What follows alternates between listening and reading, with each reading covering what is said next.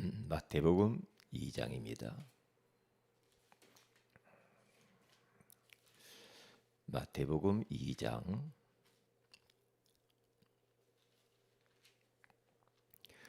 우리 1절에서 12절 말씀을 같이 한번 합독하도록 합니다. 헤롯 왕 때에 예수께서 베들레헴에서 나심에 동방으로부터 박사들이 예루살렘에 이르러 말하되 유대인의 왕으로 나신 이가 어디 계시냐? 우리가 동방에서 그의 별을 보고 그에게 경배하러 왔노라 하니 헤롯 왕과 온 예루살렘이 듣고 소동한지라. 왕이 모든 대장과 백성의 서기관들을 모아 그리스도가 어디서 나겠느냐 물으니 이르되 유대 베들레헴 오니 이는 선지자로 이렇게 기록된 바 또 유대 땅 베들레헴아 너는 유대 고을 중에서 가장 작지 아니하도다. 내게서 한 다스리는 자가 나와서 내 백성 이스라엘의 목자가 되리라 하였음이니이다. 이에 헤롯이 가만히 박사들을 불러 별이 나타난 때를 자세히 묻고 베들레헴으로 보내며 이르되 가서 아기에 대하여 자세히 알아보고 찾거든 내게 구하여 나도 가서 그에게 경배하게 하라. 박사들이 왕의 말을 듣고 갈새 동방에서 보던 그 별이 문득 앞서 인도하여 가다가 아기 있는 곳 위에 머물러서 있는지라. 그들이 별을 보고 매우 크게 기뻐하더라. 집에 들어가 아기와 그의 어머니 마리아가 함께 있는 것을 보고 엎드려 아기께 경배하고 보배합을 열어 황금과 유향과 모략을 예물로 드리니라. 그들은 꿈에 헤롯에게로 돌아가지 말라 지시하심을 받아 다른 길로 고국에 돌아가니라. 아멘. 좋은 아침입니다. 오늘 이 새벽에는 성탄의 참된 의미라는 제목으로 우리가 하나님의 음성을 듣기를 원합니다.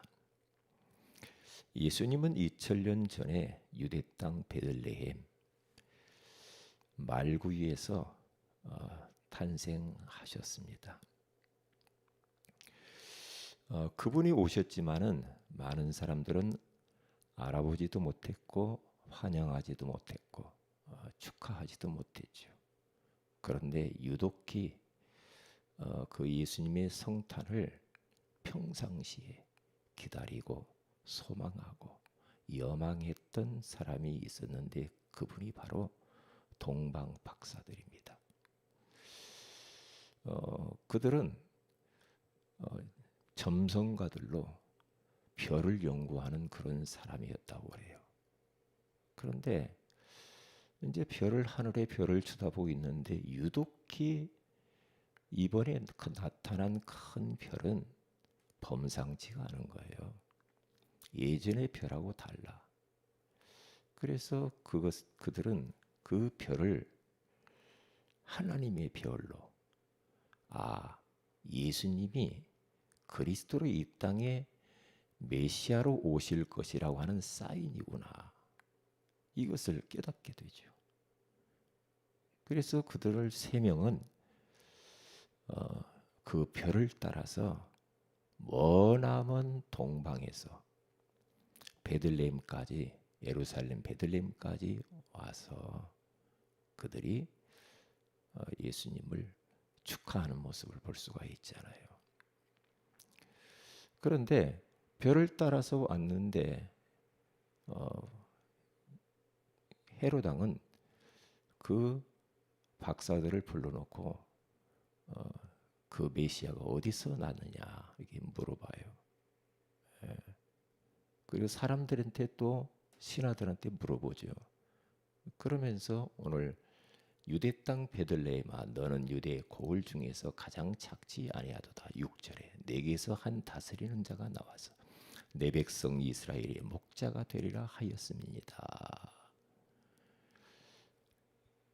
이 말씀을 전해주고 헤롯이 이제 박사들을 불러서 너희들이 가서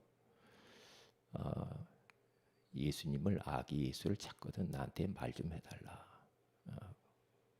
그렇게 부탁을 하죠. 왜요? 헤롯은 유대인의 왕으로 오신 메시아 그리스도를 환영하고자 축하하고자 찾았던 것은 아니죠. 왜? 자기가 왕인데 무슨 또 왕이 있는 거야. 그래서 찾아서 죽이려고 그런 거죠. 이게 이 사단은 지금도 다른 것 별로 관심이 없어요. 예수가 그리스도로 이 땅에 오신 것만 방해합니다. 방해를 해요. 우리가 그리스도가 희미하게 되기를 원하고, 그리스도를 모르기를 원하고, 그리스도가 정말로 메시아 그리스도라는 사실을 우리가 모르기를 원하고 누리지 못하게 하고 전하지 못하게 하고 예수 이름 바라지도 못하게 합니다. 그래서 이제 그 박사들이 별을 따라서 쭉 갑니다. 가는데 어느 지역에서 딱 이게 별이 딱 멈추는 겁니다.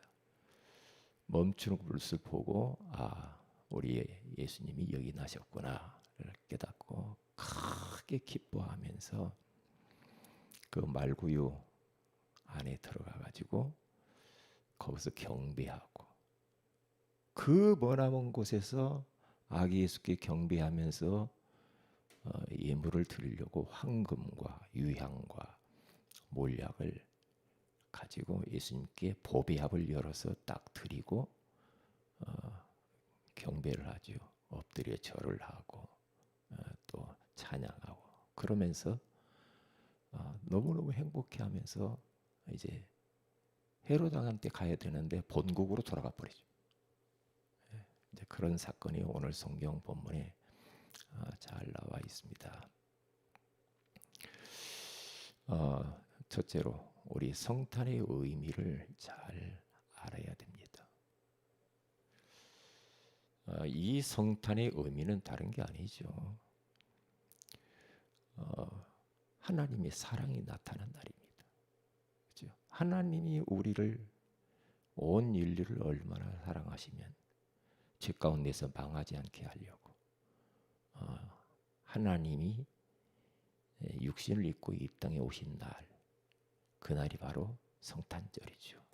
이게 하나님의 사랑이 실현되어지는 날이다.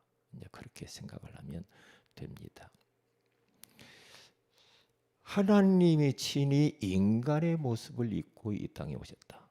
사람의 모습으로 이 땅에 오셨다라는 이 사건은 보통 사건이 아니죠. 그 사건이 성육신이잖아요. 말씀이 육신이 되어 우리 가운데 거하심에 우리가 그의 영광을 보니 하나님의 영광이라고 이렇게 말씀을 하잖아요. 그러면 그분이 왜 육신을 입고 이 땅에 오셔야만 됩니까? 이 땅의 문제는 예수님이 오시지 않으면 해결되지 않아요. 하나님이 오시지 않으면 인간 문제 해결되지 않습니다. 인간의 가장 근원적인 문제가 뭡니까? 다른 게 아니죠.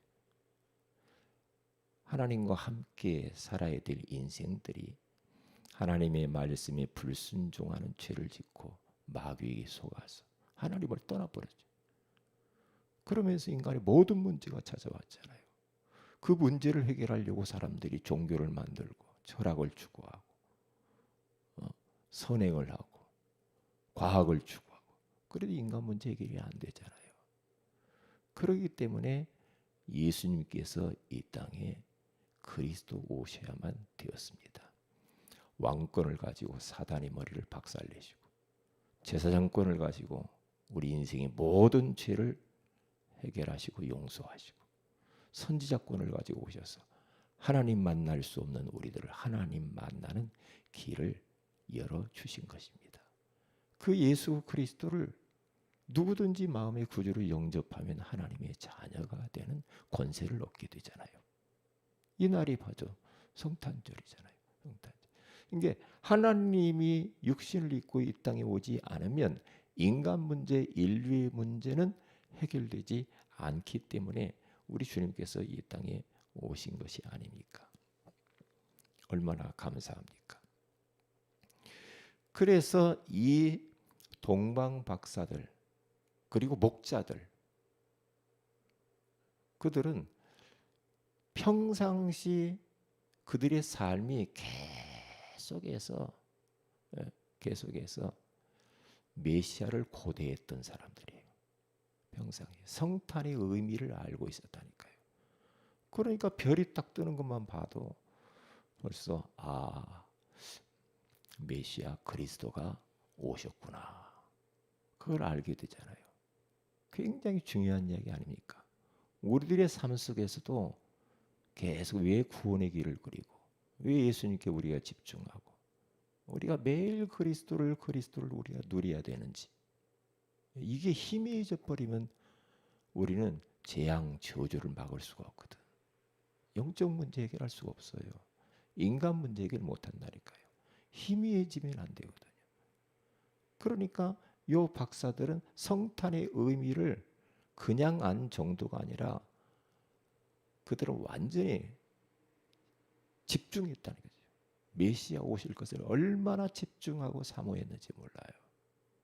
그러니까 그렇게 머나먼 동방에서 얼마나 기쁘고 즐겁고 행복하고 감사했으면은 설레는 가슴을 가지고 그들에게 있는 것 중에 가장 중요한 황금과 유향과 모략을 가지고 와서 예수님을 축하하고 경배하고 찬양하고 왜 감사했는지 몰라요.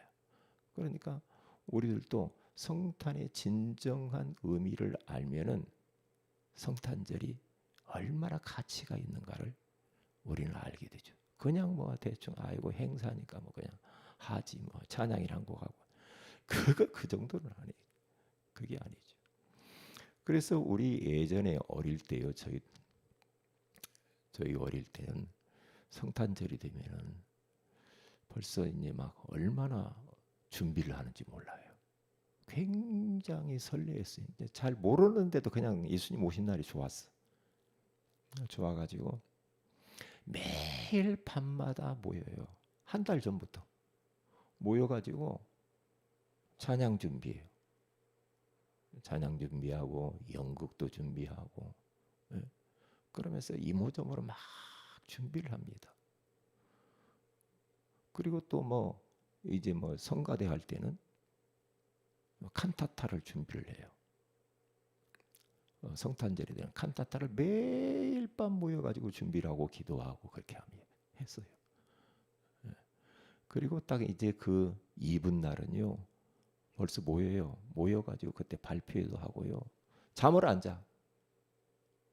밤새도록 하면서 이제 새벽송 가요. 새벽에 나가서 이제 집집마다 이게 다니면서 막 찬양하고 오늘날 다윗의 동네에 너희를 위하여 구주가 나섰으니 곧 그리스도 주시니라. 막 그러면 외치고 그렇게 다녔죠. 다니면은 이제 뭐 성도들이 기다리고 있다가 집에서 기다리고 있잖아요. 기다리고 있다가 우리가 막 찬양하고 그렇게 막 소리치면 나오죠. 그러면 봉다리다 하나. 우리는 이제 뭐 큰 이 선물 보따리 들고 다니고 예?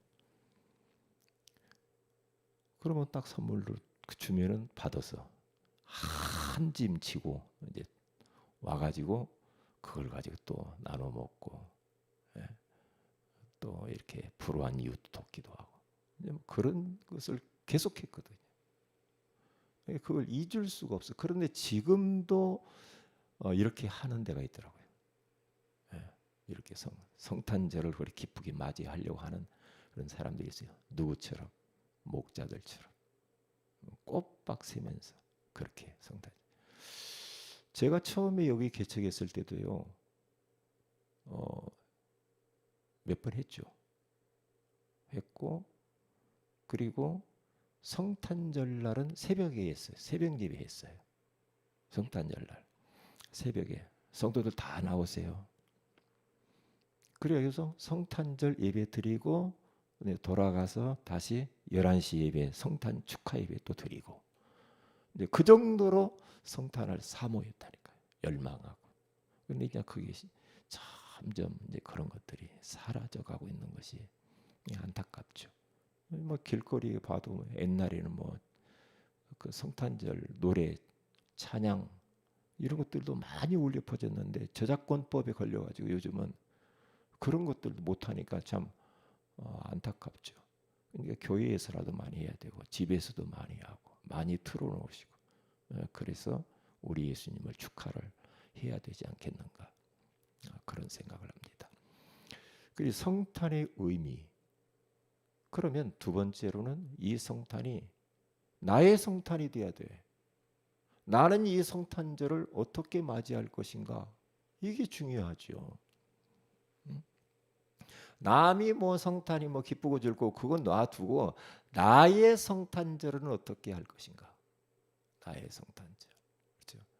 먼저 예수님이 2000년 전에 이 땅에 말구에 오신 그날을 성육신하신 그날을 묵상하면서 그분을 내가 맞이해야 되겠죠. 그분을 사실적으로 영접해야 되겠죠. 그분을 기뻐하고 감사하고 감격해하고 그렇죠?